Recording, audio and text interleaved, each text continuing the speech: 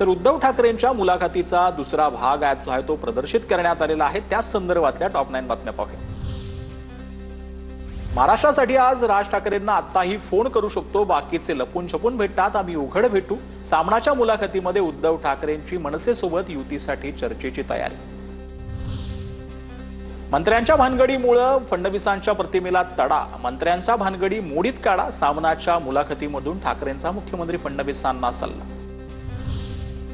आम्ही ठाकरे बंधू एकत्र आल्यानं मुंबईतल्या मुस्लिम आणि गुजरातींनाही आनंद, पण अनेकांना पोटचूळ। उद्धव ठाकरेंचा एकनाथ शिंदे आणि भाजपला टोला।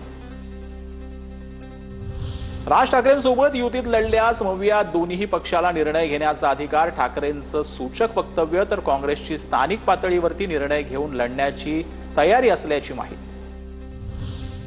75 मोदींनंतर पंतप्रधान पदाचा चेहरा कोण हे संघानं ठरवलं असेल, त्यामुळेच मोहन भागवत बोलले।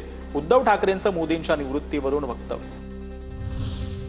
ऑपरेशन सिंदूरमध्ये सैन्याचे पाय का ओढले? अमेरिकेचे राष्ट्राध्यक्ष ट्रम्पनी युद्ध थांबवलं का?